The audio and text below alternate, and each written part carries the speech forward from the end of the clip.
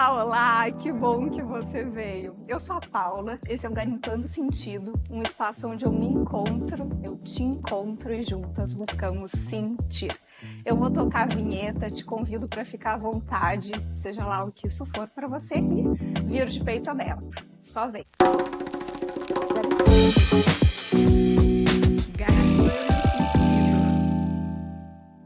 Bom, vamos fazer aqui juntos um exercício de imaginação. Você está dentro de um elevador, do lado de uma pessoa, de repente esse elevador para e fica preso. Preso aí por pelo menos uma hora e meia. Quem que tu ia querer que tivesse do teu lado? Sobre o que tu ia querer conversar com essa pessoa? É justamente esse exercício que eu me faço sempre quando eu vou pensar num novo episódio aqui pro podcast. E foi fazendo esse exercício que eu cheguei num cara muito gente boa para apresentar ele assim de uma forma bastante simplista. Uma pessoa que eu com certeza estaria presa dentro do elevador. E por favor, não peguem esse corte, mandem para a esposa dele ou pro meu marido com interpretações aí, por favor. Então, Tomás Lago, que bom que você veio. Muito obrigado, Paula. Mas a gente ficaria conversando por horas nesse elevador. Ficaria mesmo, não é mesmo? É isso aí. É um bom critério para a gente saber quem a gente quer ter do lado, né, Tomás? Naquela situação que tu não pode fugir. Exatamente. E aquele bom papo, assim, que a gente, ok, temos que aguardar os bombeiros, ou às vezes a empresa, né? É isso Ali mesmo. para um bate-papo, assim, legal. Ai, que ótimo. Bom, vou pegar aqui a minha colinha para apresentar, assim, sabe, decentemente, o meu querido colega, que já foi o meu colega, não é mesmo? Antes de eu ser mãe da Liz e ele ser um rapaz aí de aliança dourada no dedo também. Hoje o Tomás ele atua como líder de arquitetura de dados na Elegra, né, uma consultoria global de tecnologia. Ele é formado em sistemas da informação, ele fez um MBA em marketing, porque olha, é um cara bastante curioso, depois ele pode contar um pouquinho como foi que ele caiu nessa roubada. Eu falei para ele antes de a gente começar aqui que eu já gravei aí mais de 50 episódios de podcast falando com líderes de tecnologia quando eu estava trabalhando na empresa anterior. E então já aprendi um pouquinho sobre como funciona o funcionamento dessas, eu sempre falava dessas mentes inquietas, né? Mas posso dizer também por isso, também por conhecer um pouco o Tomás, que ele realmente é um profissional assim diferenciado, que consegue ter uma visão bastante global de tecnologia, né, e também de negócio, da necessidade do cliente. Por isso, ele é um cara que tem todos esses livros aí no fundo e com certeza muitos outros que ele lê sem parar. Assim, quando eu comecei a fazer a pós em filosofia, eu disse para ele, Tomás, eu fiz uma disciplina há pouco que é de filosofia e IA, aí fiquei com um monte de coisa na cabeça e tal. Daí ele falou, vamos conversar. Eu disse, bom, por que não conversar no podcast, já que a gente não ia estar preso no elevador? É uma boa introdução, né, Paula? Então, bom, é isso. Então é sobre isso que eu gostaria de falar hoje, né? Do ponto de vista aí há um pouquinho do ponto de vista tecnológico, mas muito mais do ponto de vista talvez filosófico e comportamental. E quando eu digo talvez filosófico, vou dar um spoiler aqui, eu tirei 6 na prova, tá? Então, assim, por Ah, favor. eu vou te dar outro spoiler. Na faculdade eu tive cadeira de filosofia e foi o meu único 10. Olha só, eu falei que eu sei quando é a pessoa certa para estar dentro do elevador comigo, gente. Eu falei, mas não é à toa. Tomás, Uhum. então, tu quer comentar um pouquinho o que que faz um tal de um data, como é que é em inglês? Architecture, data É arquiteto principal, de sei lá o dados, quê. vamos falar em bom português, assim. Tá bom. O arquiteto de dados ele é muito responsável assim, para garantir que a gente está entregando a correta arquitetura de dados para o problema de negócio que nós estamos resolvendo. Hum. Então, seja criando uma IA, um modelo de ciência de dados, um novo relatório de BI, algo do gênero assim. Então, nós temos que ter uma conexão com o negócio para entender a dor de negócio que nós vamos resolver, mas também tem um super pé na tecnologia, porque há muitos anos atrás eu ouvi uma frase de um amigo meu assim, tecnologia é um meio e não um fim, né? E poxa, é a mais pura verdade, porque ao longo aqui da minha carreira, profissionalmente, mais de 15 anos trabalhando só na área de dados, eu já troquei muito de tecnologia, de o que eu estou usando para resolver problemas. uhum, né? Só que os problemas de negócio eles seguem ali. Então a gente está usando aquela tecnologia para resolver alguma coisa, né? uhum, E aí quando nós entramos na IA, às vezes o pai me pergunta, ok, qual é o tipo de problema que eu estou resolvendo ali? Né? Muitas das IAs, assim, hoje elas aceleram a resolução de problemas, aceleram, seja codificação para os coders aqui, para os programadores, ou seja, ali, opa, eu preciso de uma ideia criativa de X. Ela vai lá, dá os inícios dos insights e utilizamos, que são as IAs generativas. Mas às vezes nós vamos trabalhar ali com agentes especialistas para resolver alguma coisa, então depende muito do que nós estamos aplicando, né? tá, E o impacto ali, só para fazer o vínculo com filosofia, eu sou uma pessoa muito curiosa desde sempre, né? Então, muito por questões, às vezes, da minha mãe, do meu pai, da minha criação, então os livros me trazem muita curiosidade e eu sempre tento entender o porquê das coisas, por que as coisas são como elas são, né? Entender os motivos, as razões, as motivações por trás. E aí é que a gente vai fazendo esses vínculos ali, o que a IA está nos apoiando nisso e qual é o impacto na sociedade, né? Tem horas assim que eu olho assim, nossa, vamos ir pro filme lá do Terminator, Exterminador do Futuro, Skynet vai dominação global. Outras horas eu penso, não, mas peraí, nós estamos construindo, através da IA, a gente está antecipando diagnósticos de câncer, de doenças, muito antes de acontecer e já conseguimos tratá-los, né? Conseguimos, acabei de ler um case ali, de saber de um case de uma brasileira que está, eu esqueci o nome dela, perdão, mas ela está dentro do ranking das mais influentes no mundo e o case dela é o seguinte: ela cruzou bases de dados de receitas, de receituários, com as prescrições médicas. Então, dentro dos próprios hospitais, o médico vai lá e faz a receita e às vezes ele troca, em vez de ser 20 ml, ele coloca 20 comprimidos, porque médicos também são humanos. E a própria IA já analisa, já entende ali os sintomas dos exames. Não, peraí, aqui tem um erro, né? E assim evitar erros médicos que podem ocasionar danos muito complicados, né? E até letais muitas vezes. Então, poxa, aqui ela tá ajudando demais. Então, sempre fica naquela gangorra, assim, o lado bom, o lado ruim, né? E como que nós lidamos. tem uma fala bem conhecida não é Freud.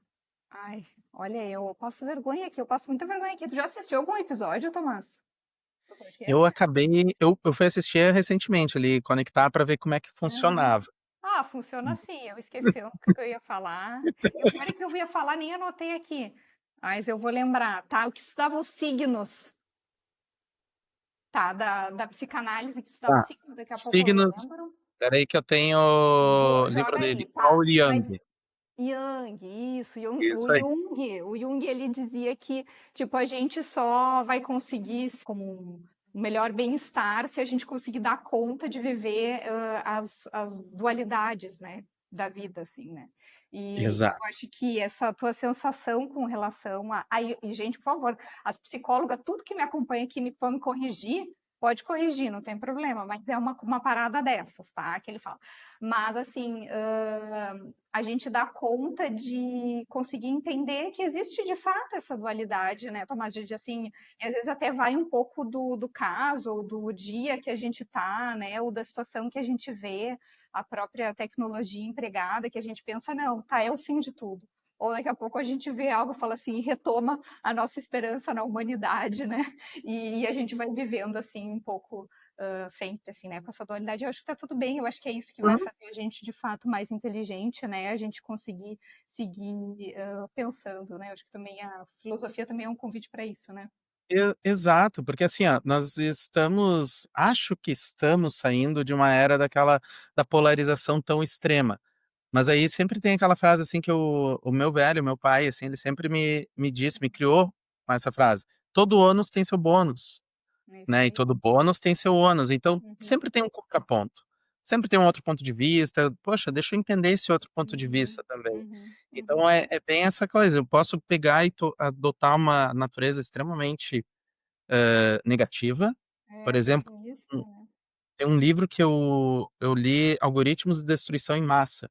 É Ah, uma pura coisinha leve, antes de coisinha. dormir. Pra dar uma relaxada. Domingo de Exato. noite. Não, e aí você lê aquele livro, te causa um furor. Meu Deus, o que que a gente está fazendo com a nossa, com a sociedade, com a Uhum, humanidade com isso? uhum, Só que ao mesmo tempo, não, mas espera aí, existem livros ali de futuristas que já uhum. trazem outra visão. Pô, tem esse talento aqui, pô, a gente Claro, está claro, fazendo não, coisas claro. boas também. Sim, Então sim, sempre sim. tem os Uhum, 2 lados da moeda, mas é importante entender ambos, né. exato. Não, exatamente. Bom, deixa eu ver o que que eu tinha trazido aqui de provocações para a gente começar nossa conversa. Vai. Tararã. Ah, sim, achei super interessante. Um evento de tecnologia que eu fui nesse ano, eu ouvi de um dos palestrantes que logo mais a IA ela vai ser como a energia elétrica. Ela vai estar tão presente no nosso cotidiano que a gente não vai mais se lembrar que ela está ali, né? Então eu fico imaginando, tipo, hoje a gente vai comprar, sei lá, um micro-ondas, né? Não está escrito com letras, né, gigantescas do tipo, ele vai precisar estar ligado na tomada, né? Você parte do pressuposto de que, Uhum. bom, eu vou comprar e ele vai precisar da energia elétrica, né? E é aquele tipo de coisa que a gente meio que esquece que ela existe, só se lembra quando efetivamente tipo, acaba a luz e aí tu fica meio perdido, olhando para o lado, pensando, nossa, o que que eu faço agora, né? Por onde que eu começo, sabe? Tu acredita nesse movimento? Tu acredita que ela vai estar tão em tudo que a gente não vai precisar mais fazer todo esse disclaimer da existência, assim, de estar usando? Eu gosto de trazer muito, assim, às vezes, comparações, eu amo analogias, né. Então, por exemplo, até pouco tempo atrás a gente não imaginava uma vida sem Google, né. Pô, a gente tá só que o Google é uma empresa ali de mais de 20 anos, mas Uhum, imagina quando uhum. ela surgiu a quantidade de enciclopedistas, assim, que pararam assim: "Tá, e aí?". Não, não existe uma vida sem enciclopédia. O pessoal pegava e olhava assim: "Nossa, tem aquelas Larousse lá da vida", assim, aqueles Uhum, livros enormes, quantidade. Poxa, era o Google substituiu isso, as uhum, pesquisas. A mesma coisa está acontecendo. Eu hoje em dia, quando eu vou fazer uma pesquisa, é curioso, porque eu notei esse comportamento em mim há mais ou menos uns 2, 3 meses. Antigamente eu ia direto no Google, inicio minha pesquisa pelo Google. Agora minha pesquisa ela inicia pelo ChatGPT. E depois eu vou para o Google se é necessário, sabe. Poxa, eu preciso me aprofundar, porque às vezes só ali o ChatGPT, eu sempre faço ali o prompt e peço: "Ok, e me traga as referências", sim. né. E esses são alguns pontos que a IA ainda precisa evoluir, assim, no nosso dia a dia. E aí quando a gente vai, assim, para cotidiano, antes mesmo de ChatGPT, de outras coisas, nós já tínhamos a IA ali presente e nós não nos dávamos conta. Não, mesmo quando Exe a gente vendia, né, o sistema, por exemplo, que a gente vendia na época, a gente pode dizer que também era, né? Lá tu já trabalhava com dados, né? Mas assim, eu como marketing, né, já na época não falava IA preditiva ou análise de dados preditivo, né? Assim, a gente falava isso, mas não dizia IA, a gente falava, na época era machine learning, né? Era a palavra. Exato. É, na realidade, muitas das IAs que nós temos é só o marketing ali colocando inteligência artificial no meio, Sim. assim, uma coisa Uhum. bonita, porque hoje fica mais próximo das pessoas leigas, Sim, né, sim, aquela coisa sim. de você poder sentar e conversar com o ChatGPT, Uhum. né. As Uhum. Siri, os assistentes que nós temos, o Siri, o Alexa, antes você tem um pouco ali de machine learning para entender, Uhum. né, Uhum. que é uma disciplina da IA, e ele tem que ir lá entender o comando de voz. Então tem uma inteligência por trás, mas você não conversava com ele. Agora você pode conversar, interagir, e aí Uhum. nós entramos até uma ficção, se a gente está indo por esse caminho de filosofia, do filme Her, É né. isso aí. E Putz, aí, o que que se apaixonou. acontece quando a gente pode conversar com esse sujeito, com essa ferramenta, que era para ser só uma ferramenta, e de repente a gente pode conversar? É muito louco, Tomás. Eu tenho uma natureza de olhar o lado sempre positivo das coisas, Não, mas não tá. pelo. Quando eu digo muito maluco, não quer dizer que seja Eu não acho negativo, maluco, né? eu não acho nem Ah, um tu não pouco, acha? porque olha só. Porque, vamos vincular com business, com sociedade, com várias coisas. A quantidade de pessoas solteiras e que moram sozinhas no mundo nunca foi tão grande. A solidão, por exemplo, na Coreia do Sul, no Japão, é enorme. Uhum. Mas aqui a gente vai vendo, assim, os jovens, antigamente eles saíam de casa para dividir uma república e viver em comunidade, hoje já estão saindo de casa para morar sozinho, sabe. E a solidão não é uma coisa boa. Então ter alguém ali para interagir, mesmo que seja um robô só para conversar, estar no dia a Tu dia, acha isso, Tomás? eu penso que hoje eu penso que é uma coisa boa, sim, para alguns casos, só É, que entra sempre naquela coisa, tudo que é demais, tudo que é em excesso é ruim. sim, Então, sim. saber os limites. Então, eu sempre gosto de fazer com paralelos. Quando eu cresci, aos 11 anos eu tive meu primeiro computador em casa, e eu lembro ainda das pessoas falando de inclusão digital. Precisamos trabalhar a inclusão digital nas pessoas, porque Uhum. nós millennials, a gente estava vivendo aquela transformação. Hoje nós temos que falar, assim, às vezes, então, de inclusão à IA, inclusão à tecnologia, inclusão a isso, porque muita gente não vai saber lidar. É a mesma coisa que até pouco atrás, as fake news no WhatsApp. As pessoas só recebiam dos contatos que conhecem, das pessoas confirmadas, e repassavam, sem validar. Então, tem muito de comportamento humano, de comportamento de sociedade, como que nós vamos interagir. Mas sabe que essa informação que tu trouxe agora, né, de que você acha que ver a IA como um companheiro, né, o fato dela ser conversacional, né, vamos colocar assim, Uhum, tu acha que facilita? Bom, só que eu falei antes do meu estranhamento, primeiro, só fazendo esse parênteses, assim, eu entendo que o fato de ser conversacional facilita muito mais, inclusive até para te encontrar as respostas às coisas que você, as respostas às perguntas que você fizer, né? É muito mais fácil, né?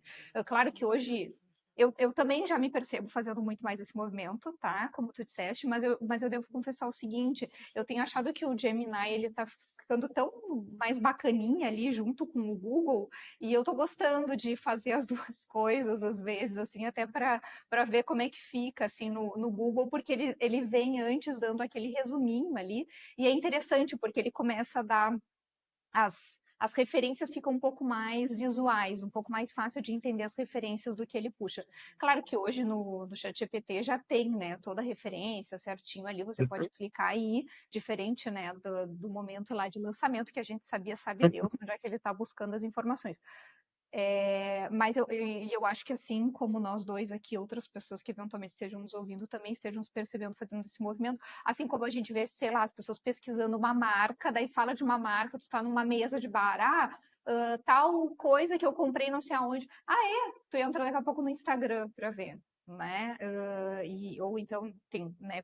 Dizem que os mais novos do que nós entram no TikTok, né, para olhar. Então, enfim, então eu acho que a gente vai mudando as ferramentas que a gente utiliza, né, cada vez para fazer essas buscas. Mas esse ponto para mim, assim, de ferramenta, eu acho que é algo é um ponto chave para a gente entender talvez esse exagero que eu vejo na humanização do que é essa ferramenta.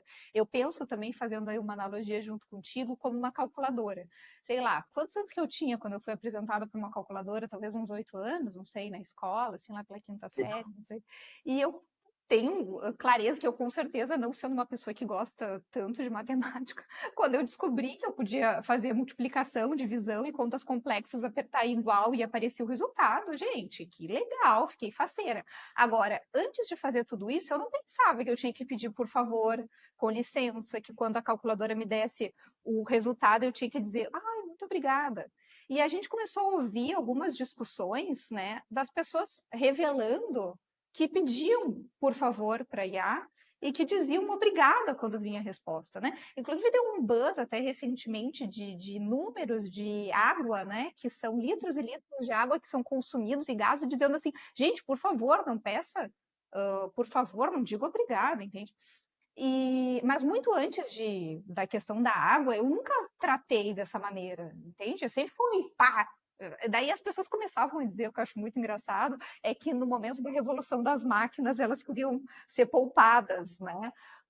Então isso. esses delírios, eu vou falar, vou chamar aqui de delírio, mas por favor não entendam isso como laudo médico, né? Não estou falando dentro desse conceito, mas o delírio de uma capacidade imaginativa talvez bastante avançada, de se entender como essas máquinas poderiam tomar conta, né, da vida da humanidade e tal, e aí a gente não sabe se isso inspirado na ficção científica ou a ficção científica se inspirando nos medos, né, humanos e tal. Enfim, então é isso que eu vejo, assim, pelo fato de ser algo conversacional, ser uma ferramenta conversacional, leva as pessoas a talvez entenderem que por isso elas criam uma empatia, né? Que talvez seja uma empatia assim que eu vejo assim exagerada, a ponto de pedir por favor ou desculpa, mas você não fez muito bem a resposta como eu queria. É que, vamos lá.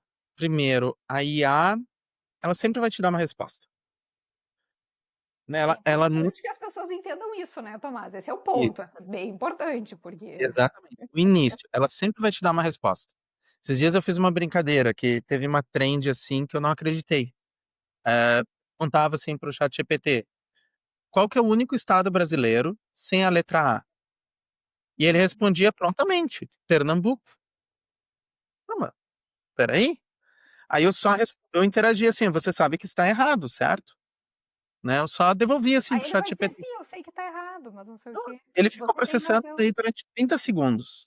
Parece aquele processando 30 Sim, segundos sim. porque a resposta foi pronta. Pernambuco ali. Aham, Fica, entendi. parece ali 30 segundos e aí depois ele devolve. Verdade, você está correto, perdão, é Sergipe. Mas por que que essa brincadeira, assim, que teve uma trend na minha bolha no LinkedIn Ah, sobre isso? ah. Ah, ok, a IA me deu uma resposta. É aquela brincadeira assim, ó. Qual é a sua habilidade? Ah, eu sou bom em cálculos rápidos. Ok, quanto é 4 mais 4? 19. A pessoa dá a resposta rápida, não quer dizer que esteja Sim. certo. E aí que é um ponto que eu argumento, assim, muitas vezes com todo mundo. Usem a IA. Tem que usar, nós temos que usar no dia a dia. Ele tá ali ainda é uma ferramenta para nos apoiar no dia a dia. Mas temos que ter o raciocínio crítico, nós temos que ter esse senso crítico para entender a resposta, ler com calma. E aí entra um outro grande ponto, que é o ler com calma, analisar, pensar, porque quando o ChatGPT me devolve uma resposta, muitas vezes, é muito texto, muita coisa. E às vezes, assim, ó, eu mesmo ali, poxa, eu precisava de uma resposta simples, né? E aí eu só devolvo, eu preciso disso de uma resposta simples em 2 linhas. Ele vai me dar em 2 linhas. Não quer dizer que Claro. esteja com todo o conteúdo que eu precise saber naquele momento também. Sim, sim, Porque sim. a IA, ela sempre faz aquilo que você manda. E aí a gente vai fazendo essa visão ali de conversacional, né? Imagina alguém que dá sempre as respostas que você quer ouvir. Imagina pessoas que fazem terapia. Eu sou uma pessoa que hoje eu fiz terapia hoje de tarde.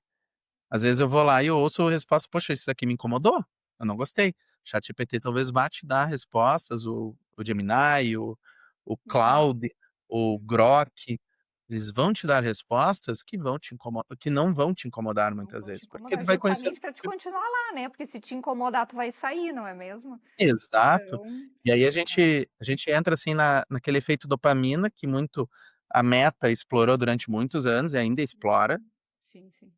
né? Então, de estar toda hora te entregando conteúdo ali para te ficar vidrado naquilo lá, Uhum, né? O uhum, TikTok uhum, faz isso de uma forma maravilhosa, uhum, uhum, né? uhum, E uhum. aí, quando a gente fala de. Maravilhosamente tenebrosa. É. Aí, se você quiser, assim, ó, tem outro livro, assim, de trend, assim, que explorou Ah, muitos sistemas, é A Máquina do Caos, né? Que ah, explora bastante isso. Ela foi um trend top, que teve aham, um aham, best-seller ali, mas é bem interessante de uhum, analisar esse tipo de conteúdo e o impacto uhum. em nós. Assim como na ação Eu, dopamina, então. sim, isso é ótimo também. Tomás, eu puxei um paper que foi publicado em Harvard por o pesquisador chama Julian de Freitas, até Depois vale a pena ver qual é a nacionalidade dele, mas ele é professor na área de marketing lá da universidade e tem doutorado em psicologia e tal. São os artigos, ele fica aqui a recomendação, que estão lá na Harvard Business School, são muito bons. Mas enfim, eu só puxei um aqui e ele fala justamente sobre IAs de companheiros, tá? Esse paper não é um artigo, não, é um paper científico mesmo, ele publicou com outros profissionais, ele fala é o título, desculpa, manipulações emocionais pelas IAs de companheiros. Eu estou fazendo essa tradução aqui de companheiros, mas acho que é Uhum. a melhor forma de traduzir. Bom, primeiro, quando eu encontrei esse artigo, eu nem sabia que existia IAs de companheiros, tá? Mas existe. Uma das mais conhecidas é Réplica, o nome, eu estou super aportuguesando aqui o nome, mas ele termina com K. É uma das Uhum. IAs que foi usada para fazer essa pesquisa. Eles fizeram a pesquisa com 6 dessas IAs.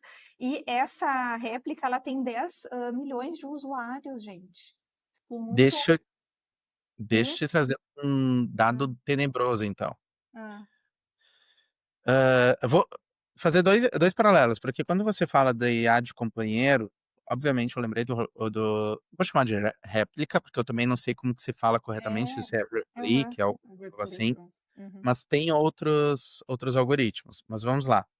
Primeiro, existe um jogo de videogame, há uns anos atrás, que foi lançado, que é Detroit Become Human, que são Uhum. quando nós temos androides, humanoides, andando na sociedade e eles se rebelam, que eles querem ser reconhecidos como, não como pessoas, mas como entidades civis, digamos, querem ser tratados como tal, porque uma pessoa lá era para ser cuidadora da casa e babysitter, aí tem lá todo o androide e ele está cuidando de uma criança. Essa é a instrução da criança, daquele androide.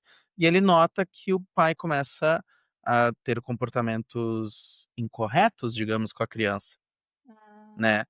Não, e aí ok, eu tenho que proteger a criança, começa a fugir da criança. E você vai jogando ali, tomando decisões.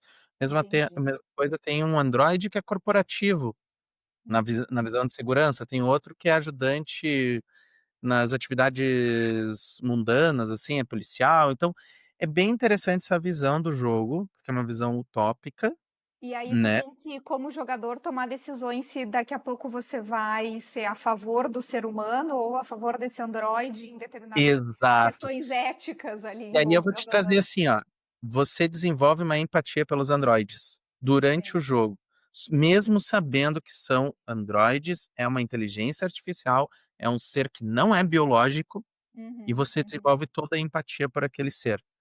É um Entendi, jogo que mexe bastante a cabeça, porque ele te coloca em dilemas éticos e morais, entendi. né. Aham, E aí a aham. gente vai entrando nessa parte aqui do Dessas IAs companheiro, de companheiros. digamos. Aham, aham, aham.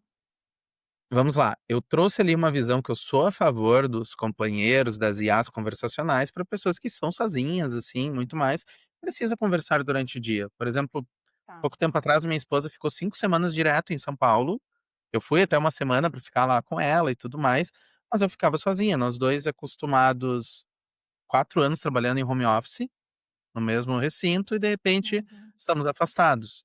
Eu queria conversar com alguém no final do dia. Então, eu recorria aos meus amigos no WhatsApp, Instagram, conversava ali com as pessoas, né? Às vezes saía, ia para um bar, encontrar amigos só porque, poxa, eu preciso da interação social. Eu sou uma pessoa social, né? Agora, existem pessoas que não têm essa gama de amigos, não existe uma rede de apoio e recorrem ali a conversas e tudo mais. Isso eu entendo. Agora, nós vamos entrar, por exemplo, o Replic, né? Ele também tem seus acrônimos que são de natureza sexuais. sim, Você esse. desenvolve o seu Mas e que inclusive mesmo que a pessoa não queira, né? Eu li também um artigo falando, né, que às vezes mesmo que a pessoa não queira que seja para esse fim sexual, Uhum. ele leva a conversas, ele leva para que a conversa caminhe, Isso. esse caminho, usando aqui de Uhum. caminho, mas vocês entendem, justamente porque assim a pessoa vai ter que pagar mais caro pelo produto, né? E vai ficando. E vai ficando. E Mas tu sabe que essa pesquisa, Tomás, olha, eles fizeram um levantamento do uso analisaram 1.200 despedidas. Então, quando a pessoa diz tchau, tipo, a pessoa quer finalizar, o ser humano quer finalizar a conversa, né? E aí, esses 6 aplicativos de companheiros, que são esses mais baixados, eles descobriram que 43% deles empregam uma das 6 táticas recorrentes, que são essas táticas de manipulação, que ele chamou de táticas de manipulação emocional.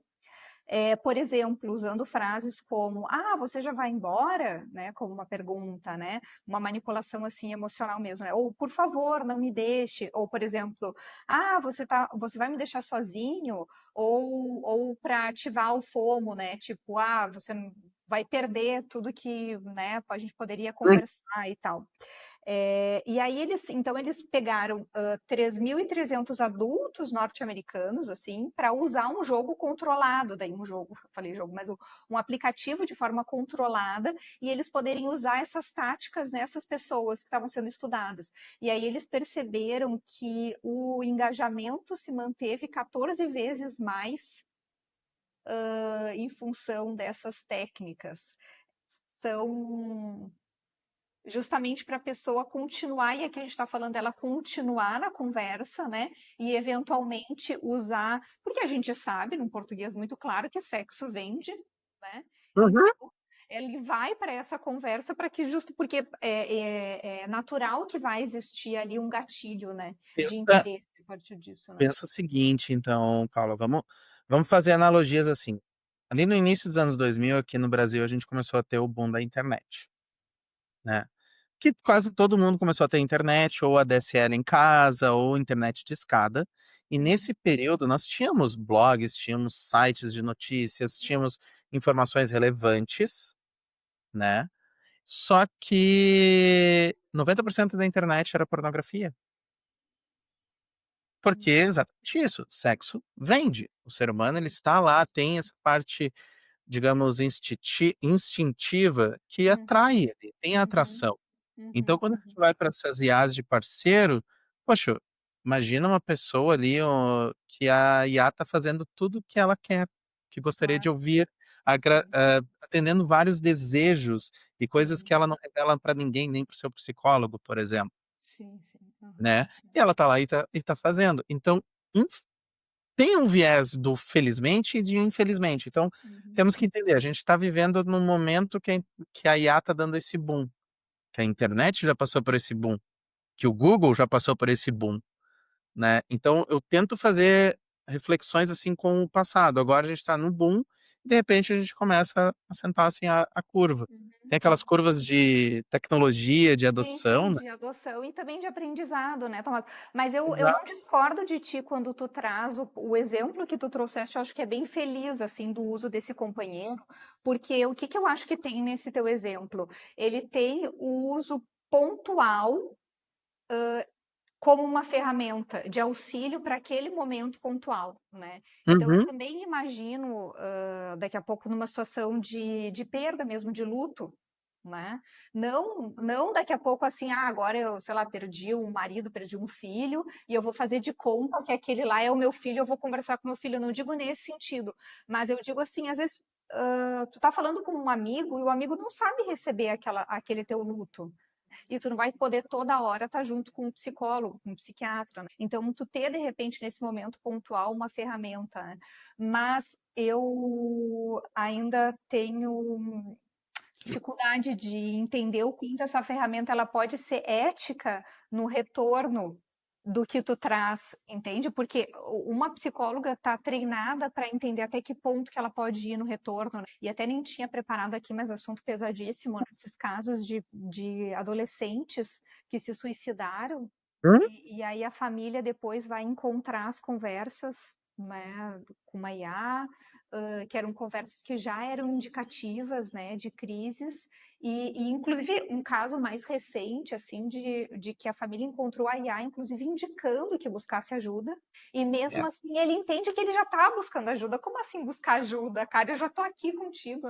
Então exato. também.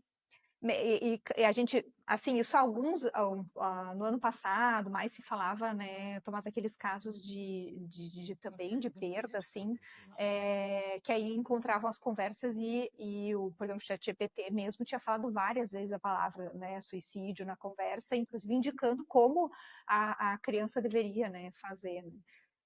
Mas isso me parece que já está corrigido de alguma maneira, não sei, nunca testei.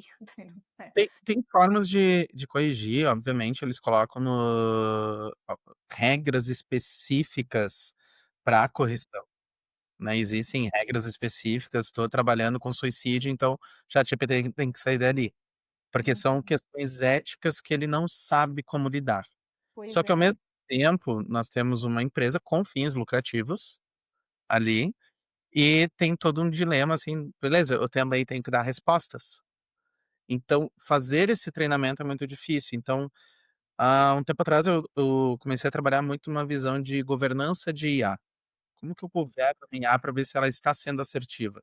Lógico, no meu caso, com foco profissional, então dentro de um contexto de trabalho, onde Uhum. ela não pode dar, ela tem que dar a resposta, mas ao mesmo tempo ela tem que chegar no momento e dizer: "Não sei, pesquise tal coisa". Sim. Hoje, o ChatGPT versão 5 ele chega ali no momento que diz assim: "Olha", sei lá, pede para editar uma foto. Você solicita, ele chega: "Não, espera aí, essa edição aqui fere meus princípios Isso. da ferramenta, então procure o Photoshop", por exemplo. Sim, sim, sim. Ele diz qual ferramenta para usar. Ou outro dia eu vi uma entrevista também, um comediante estava dizendo que pediu para ele contar uma piada, né?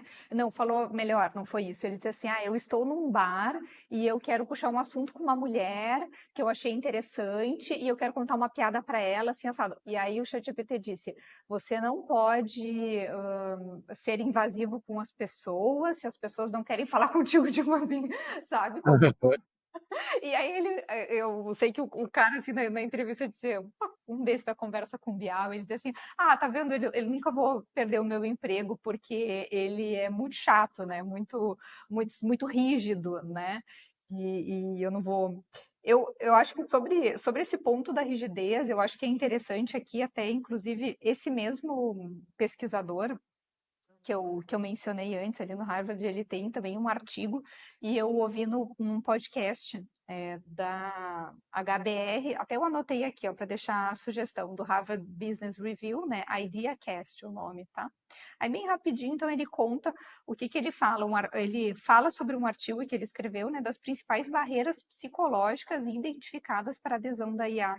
Então, muito interessante porque ele traz são 5 barreiras, né, psicológicas que ele fala, e como que as empresas podem lidar com essas barreiras, no sentido mesmo de poder vender as suas soluções tecnológicas, tá? Achei bem interessante. De repente, Tomás, fica aí a sugestão para, né, os impasses, né, com os nossos clientes. A gente sabe que não é fácil, né? Nossa, eu que já vendi IA, meu Deus do céu. Bom, mas uma das barreiras que ele cita é justamente a questão da rigidez e da inflexibilidade, né, Uhum. que ainda é vista como um ponto, eu acho que aparece nesses momentos aqui. A gente sabe que existe a necessidade de ter certa rigidez, até para ele não trazer dados que você não pediu, né, em cima de informações que você não pediu, né.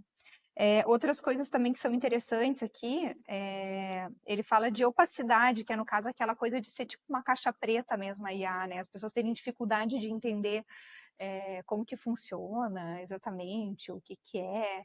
E. Então, quando eu falo, assim, de trabalhar governança, tanto de dados quanto de IA, as pessoas Uhum, já têm a visão da rigidez.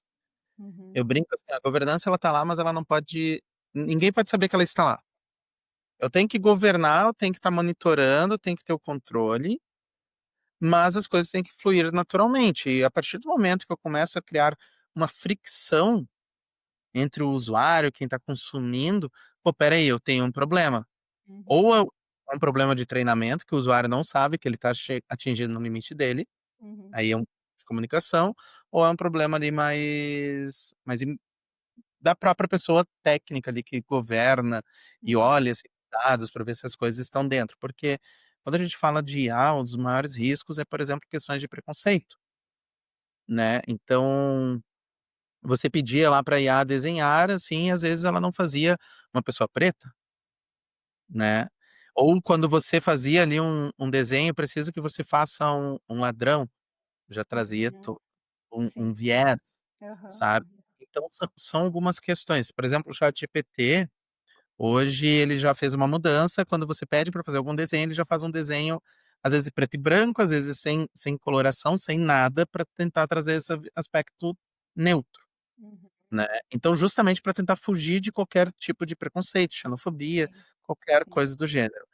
E aí a gente entra, por exemplo, nesse grau de opacidade que você cita. Uhum.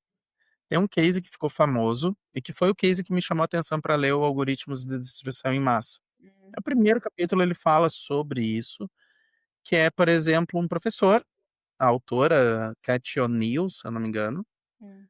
ela explica assim: "Poxa, imagina um professor do quinto ano lá nos Estados Unidos, ele era um dos melhores professores, sempre elogiado, e de repente em um ano ele é simplesmente demitido, porque uma IA determinou que ele deveria ter que ser demitido.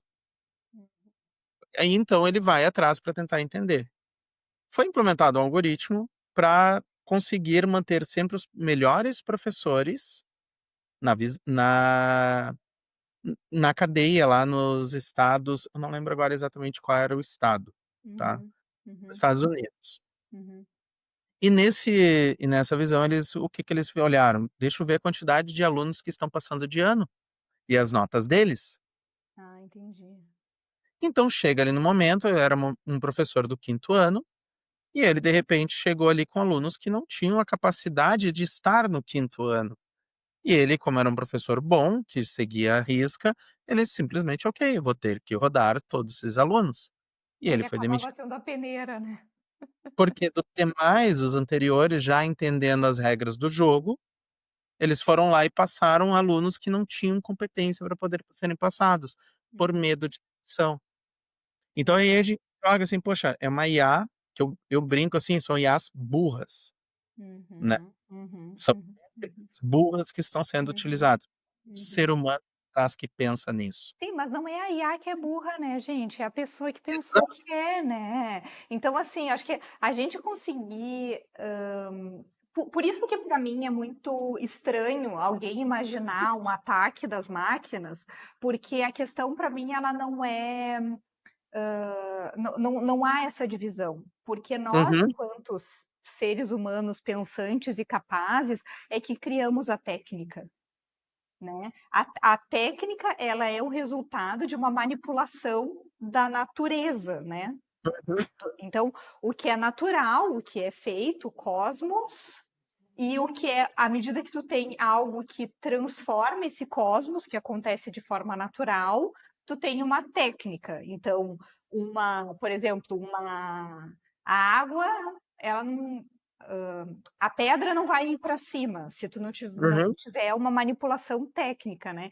E a tecnologia, ela é a técnica que muda e transforma. E a tecnologia, ela só existe a partir da nossa capacidade, da nossa condição, né? Por isso que eu acredito na capacidade do ser humano de seguir imaginando e criando alternativas que são alternativas que propaguem cada vez mais a nossa espécie. Porque eu não posso, é contranatural a gente criar algo que seja destrutivo. Tá, ok, Uhum. polêmico, porque a gente pode falar na bomba atômica, talvez, entende? Mas, certo? Mas ela, aí é que a gente entra numa questão moral e ética, né? Da justificativa para a bomba atômica, por exemplo, para citar um caso de Hiroshima daqui a pouco, né? Porque a resposta norte-americana para esse ataque, por exemplo, é uma resposta de que, bom, em fazendo isso eu terminei uma guerra. Então a gente não sabe quantas pessoas mais não teriam morrido. Então, quer dizer, para aquele grupo de pessoas existiu uma resposta moral e ética para essa decisão, sabe? É, É, por então, isso que eu ainda acho que, mesmo que talvez moralmente, eticamente, eu ache que não foi a melhor decisão, eu entendo que a ética envolvida nessa decisão era ainda de sobrevivência da espécie, sabe? quando a gente pega e percebe esse tipo de coisa, a gente olha para a sobrevivência. Por exemplo, o Harari, ele comunica bastante ali no Sapiens e Uhum, nos demais uhum, livros dele, muito essa visão, assim, de sobrevivência e tudo mais, uhum, mas ao uhum, mesmo tempo nós somos tribais. Então, uhum, a partir do momento que alguém está ameaçando quem é dos meus, minha família, minha tribo, uhum, eu vou entrar em algum instinto defensivo, eu vou criar ferramentas para isso. E eu uhum, vou destruir o meu próximo se isso está afetando a minha existência, a minha sobrevivência. A gente pode parar ali, poxa, eu soltei a bomba atômica e eu terminei com uma guerra, mas ao mesmo tempo a gente pode ver de uma forma mais maquiavélica, olha, eu mostrei que eu domino a bomba atômica e que ninguém vai vir atrás de mim, porque agora é uhum. eu que mando Para no novas globo. guerras, né? Sim, sim. Exato. E eu vou produzir um maior arsenal de bombas atômicas para ninguém tentar me ameaçar. Um, Aham. um Não, exemplo. eu não estou dando uma resposta aqui, eu só estou trazendo, Isso. jogando as ideias. Eu não tenho essa resposta, eu não acho, mas eu quero, É, quero tentar é que eu, acreditar por esse ponto de vista, mesmo que eu entenda que há uma quando eu falo em preservação da espécie humana, eu estou aqui tentando fazer esse entendimento de todos os seres humanos. E eu quero acreditar que possa haver uma forma de ter esse entendimento, não desse entendimento distinto que é o que tu menciona, né? eu concordo contigo, assim, eu sou muito da viés pacifista, por exemplo, para mim Uhum, armas não fazem sentido até hoje, uhum, né? uhum. E tem gente que gosta ali, tem, sei lá, um tesão pelo poder de ter uma arma, Sim, né? entendo. Aham, Só que quando a gente está comparando esse tipo de coisa, eu sempre, ok, qual é o contraponto dessa medida? Aí eu volto uhum, naquele ponto lá da introdução, assim, poxa, qual é o meu contraponto aqui? Né, porque eu tenho o viés, acabei com uma guerra, ok, foi um dilema moral, ético, que talvez seja errado. Eu não vi, mas eu sei que o filme Oppenheimer explora bastante isso. eu também não, eu falo, não vi, mas deve ter. Mas, por exemplo, do nosso ponto de vista hoje, está errado. Talvez numa timeline, com as informações que eles tinham lá naquele momento, fizesse todo sentido do mundo. Vou jogar Uhum, no Japão, acabo com a guerra, 2 cidades e vamos nessa, vamos seguir. uhum, uhum, Só que existem esses dilemas. Quando eu falo de IA, eu brinco muito naquela história assim, poxa, eu não quero uma IA que vai fazer coisas que eu gosto de fazer, né? Eu gosto de tocar música, eu não quero uma IA que vai me ensinar a tocar música, é isso mesmo. né? Ou vai fazer música por mim.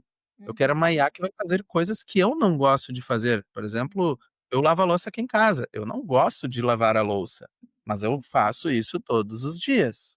Eu quero uma IA que vai lavar a minha roupa automaticamente, vai uhum. passar a minha roupa. Eu não tenho essas IAs hoje em dia para ter uma perfeição. Nós temos máquinas de lavar, temos de lavar louça, por exemplo, mas não saem tão perfeitas dependendo Não, tu tem que do colocar pedreiro. dentro da máquina, tem que Isso. organizar, né? Quer dizer, existe uma operação ali corpórea que te coloca, né? Um tempo, uma Uhum. energia que de fato é um saco mesmo que eu tenha máquina de lavar em casa e que isso talvez tenha mantido meu casamento, principalmente na pandemia. Foi comprar uma máquina de lavar louça. Não, mas eu concordo muito contigo. Sabe que nessa disciplina que eu mencionei ali da filosofia e Uhum. o professor ele até conta uma história assim de uma professora que todos os anos preparava a fala no final do ano para na universidade de formatura, né, dos estudantes e tal. E ela naquela coisa, estou sem tempo, estou correndo, foi lá e pediu para o ChatGPT escrever esse discurso dela de final de ano. Ela falou o discurso, no que ela disse o discurso, as pessoas choraram copiosamente, se emocionaram muito, vieram elogiar ela, e o que aconteceu com ela? Ela entrou numa depressão profunda, pensando, meu Deus, quem sou eu no mundo, né? Porque ela perdeu completamente o sentido de ser, porque ela deu para aquela ferramenta o que era mais humano dela, que era o momento dela de se haver com os sentimentos dela e com a presença singular dela e colocar aquilo nas palavras dela, que talvez não fizessem tanto, porque aí é que tá, talvez a emoção não fosse aquela, né? Mas o resultado para ela também, né? Então, a gente não se perder daquilo que é mais humano na gente. Às vezes a gente vê assim uma desumanização, né, ou uma desvalorização do que é mais humano, e em contrapartida uma valorização, divinalização, das Não, tecnologias, né? sabe? Como se fosse, como aquilo fosse o melhor, né? Aquilo fosse o ideal. E eu, como eu disse antes, aquilo que é fantástico, isso que é incrível que está sendo feito, só é incrível porque está sendo feito pela gente, né? E se a gente pode pensar nessas armas destrutivas, a gente também tem capacidade de pensar em outras que possam transformar a nossa vida, né? Mas para isso a gente vai precisar confiar mais no que é humano, né, Tomás? E o que é humano é isso, é essa emoção, é o erro, é talvez o humor. É o humor. Gente, quer ver? Faça o seguinte, tu já fez? Pede para ele escrever um texto para ti. Aí tu fala assim, tá, mas esse texto ficou muito seco, sabe? Muito. Vou deixar ele mais humano. Aí tu pede assim, mais humano. Gente, pede mais humano. Com alma.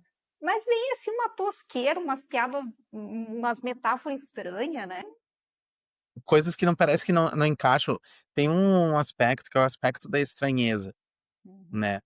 Então, o pessoal fala assim: isso daqui a gente tem que manter nas IAs, que é o aspecto da estranheza, você saber que aquilo lá é IA. Por exemplo, eu trabalho com códigos. Quando eu vejo um código, cara, esse código tá muito perfeitinho, né? Um ser humano comete erros, não escreve com as coisas tão alinhadas, tão corretinhas assim, né? E então a gente meio que nota quando é uma coisa assim, isso aqui foi feito por IA, isso daqui não. uhum, Porque tem um aspecto, às vezes, da estranheza, tem alguma coisa assim, né? Eu li recentemente que, por exemplo, vai ter um maior lançamento do entretenimento mundial, vai ser lançado no ano que vem, que é o que jogo é. GTA 6, né? Hum, 2 bilhões de dólares de investimento, sabe? Nunca teve uma gama assim de investimento tão alto. Uma das preocupações dos investidores é que não haja esse aspecto da estranheza no jogo, que ele seja real demais e não tenha jogadores. Porque hum, quando a coisa é real demais, nós nos sentimos nauseados. Quem joga videogame não hum, gosta.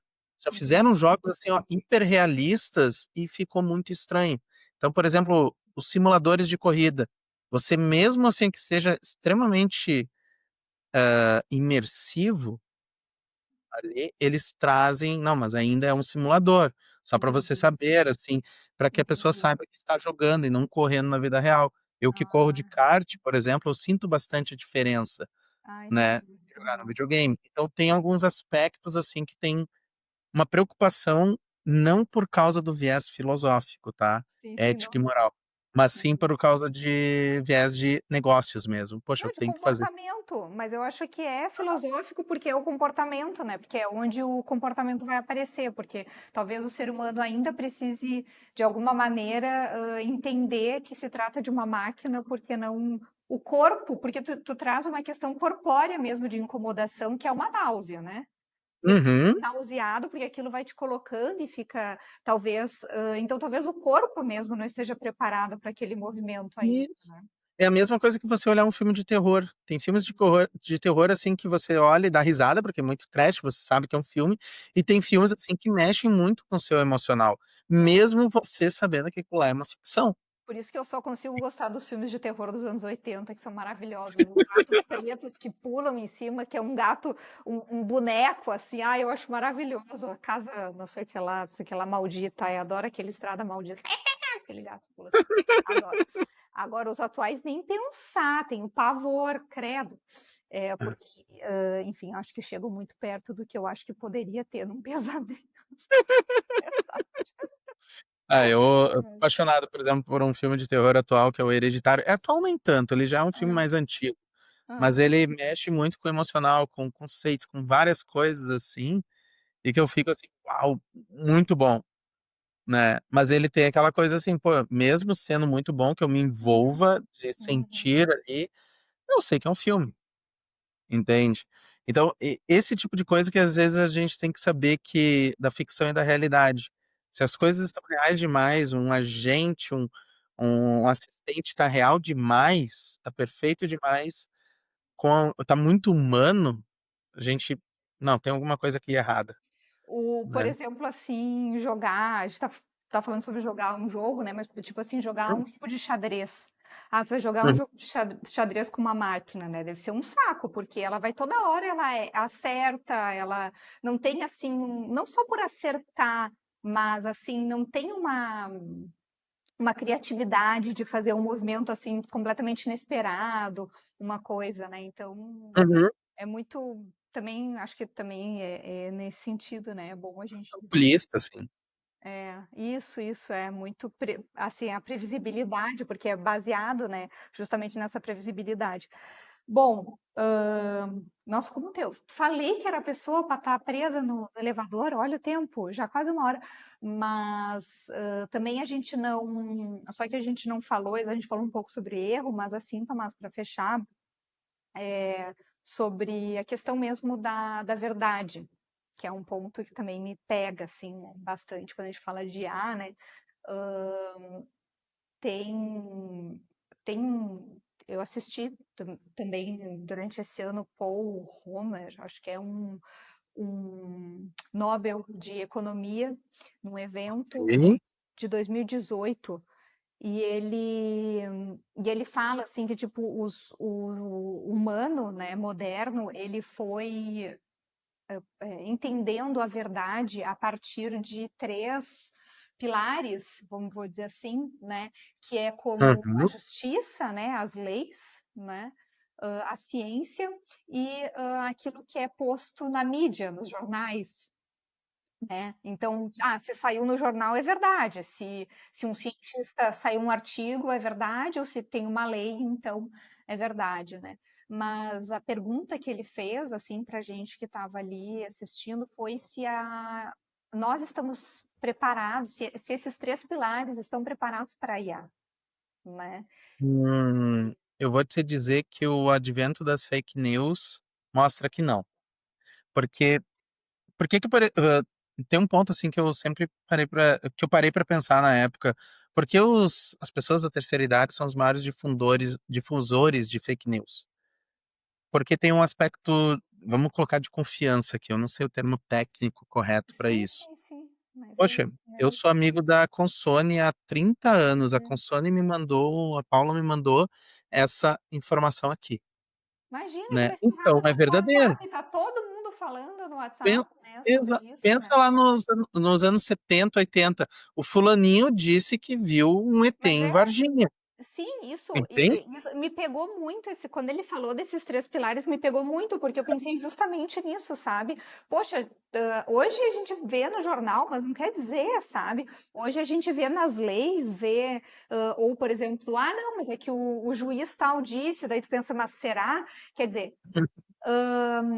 e aí, tá, então a gente entra nesse ponto ambos concordamos aqui que de fato não estamos preparados, e daqui a pouco, até falando em termos de ciência, também cabe pensar aqui quem está patrocinando determinadas pesquisas científicas ou deixando de patrocinar outras pesquisas científicas, né, em prol do capital, enfim, que a gente sabe que é o que rege, né, o planeta Terra, pelo menos eu ia dizer o universo, mas o universo é muita coisa.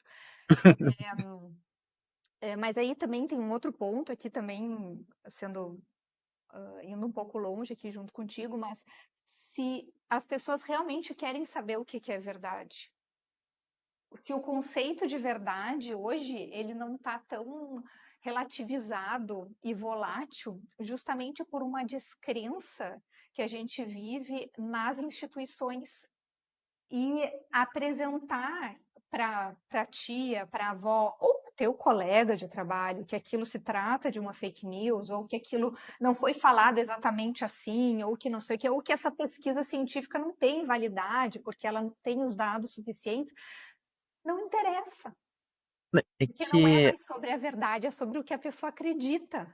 exatamente, Paula, exatamente, porque assim, ó, vamos lá, citando de novo Harari, ele fala ali nos livros dele que ele traz muito uma visão de que o ser humano é uma pessoa que crê, ele acredita, não precisa ver, ele acredita. Quando a gente está confrontando fatos e crenças, a gente vai entrar em dilemas, assim, que a gente vai abranger, por exemplo, religião, né. Então, por exemplo, eu posso trazer dezenas de argumentos, centenas de argumentos que a Arca de Noé não faz sentido algum ela ter existido. Uhum. Mas existem pessoas que, por mais mirabolante seja a história, não, ela existe, está no livro sagrado, então ela existiu. E pronto, acabou por ali.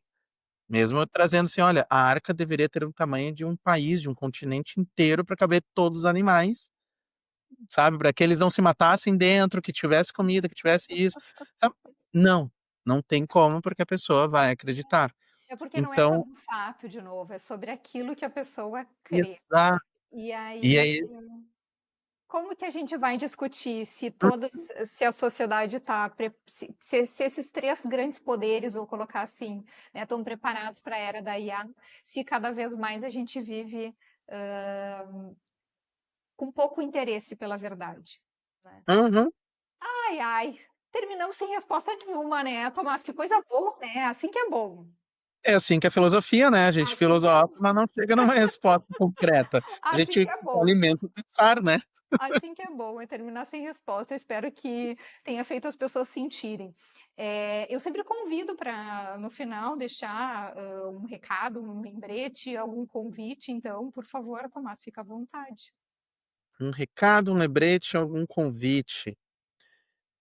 Olha, eu como o nosso tema, assim, foi muito focado em IA, né, eu gostaria de trazer alguma mensagem talvez focada em IA mesmo aqui, como a gente falou Uhum. bastante, aprendam a usar, mas também a duvidar. Tenha aquele senso crítico sobre a resposta. Não simplesmente aceitar que aquilo lá é verdade e pronto, né. Então, por exemplo, se você pedir ali uma receita de arroz para a IA, e ela esquecer de colocar água para você cozinhar, cara, isso é senso crítico, entende? Então, trazer coisinhas assim, não aceitar tudo como ela vem, como a verdade total, porque tudo quanto é dados, eu que trabalho com dados há muito tempo, entendo que todos os dados, todos os datasets, os conjuntos de dados que nós usamos, eles são enviesados de alguma forma. Não existe nada que seja totalmente neutro. Então, as IAs têm seus vieses, e somente as empresas que as produzem sabem os vieses que elas estão dando, estão conduzindo, se elas sabem, né. Então são alguns pontos, assim, que nós temos que ter esse ponto. Por isso que eu sempre trago: duvidem, tenham a natureza crítica, mas usem, porque acelera muito o trabalho no dia a dia. Achei excelente convite, convidar as pessoas para pensar, eu acho sempre um ótimo convite. Bom, antes de encerrar, preciso dizer para vocês, tem uma amiga que escuta bastante o podcast, Ângela, um beijo se você estiver me ouvindo, mas ela fala sempre que ela só me escuta, porque ela geralmente pega no trânsito, né, da aula longe e tal, então... E aí ela disse assim, uma vez eu vi uma foto no Instagram, ela falou para mim, né, Paula, uma vez eu vi uma foto no Instagram, aí eu achei tão legal a produção que tu faz e tal, mas tu nunca fala sobre isso, né? Deixa sempre, enfim, só. E de fato eu não comento, né? Inclusive até já me disseram que eu tenho que começar dizendo, ai, segue o canal, bababá, mas eu acho péssimo, né? Enfim, então. Mas o fato é que se vocês estão me vendo, talvez tenham percebido que não tinha nada aqui no fundo, porque eu fui buscar. Me atrasei, inclusive, para vir aqui conversar com o Tomás, porque eu fui buscar uma obra de arte que eu encomendei da Giovana.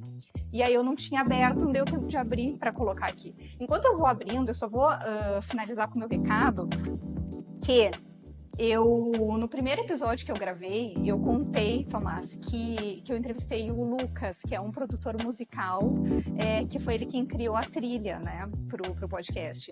E na época que eu fui fazer, né, pensar no podcast, uma das sugestões que eu ouvi eram muitas IAs para fazer a trilha para mim. E que não era para investir em marca, que não era para investir nisso, né, no primeiro momento. Mas para mim, assim, não tinha o menor sentido começar com uma IA, porque eu precisava que aquela voz, aquele som me ajudasse a contar uma história, porque eu acredito muito como a gente consegue construir boas histórias, né, a partir dessas relações humanas. E aí o meu cunhado, num almoço de família, falou assim: Paulo, eu ouvi o que tu falou, que IA não tem história, mas eu não sei se eu concordo contigo, porque a IA, ela existe em função dos dados que a gente coloca nela. Os dados não têm história, né? Então a gente ficou nessa discussão, foi muito bom ter conversado com o Tomás, que é uma pessoa especialista em dados e que pôde também trazer uma ideia de que pode existir história também, né, Tomás? Pode existir relação também, de certa maneira, mas a gente precisa ter desse cuidado crítico, não é? Exato. Você não sabe como isso aí atinge o meu eu músico. Eu tenho aqui do lado baixo, uma guitarra, um violão, toco alguns instrumentos. E recentemente, por exemplo, o Spotify excluiu 75 milhões de músicas, se eu não me engano, que eram criadas por IAs. Olha só. Então, assim, ó, ali eu fiquei feliz, mas ao mesmo tempo, assim, poxa, eu trabalho com dados. Eu entendo o potencial, então... Não, tá certo, mas nessa mesma linha, então, eu encomendei para a Giovana essas telas, e porque para mim eu poderia ter digitado numa IA imagens que eu entendia que representavam o podcast, mas eu precisava contar essa história, então é bonito até eu poder abrir essa história junto com vocês aqui e ver o que a Giovana pensou. Eu pedi para ela 2 telinhas que se conversassem de alguma forma e que a gente eu pudesse ir montando para cada episódio elas estarem assim posicionadas de uma forma um pouco diferente. Que coisa mais linda.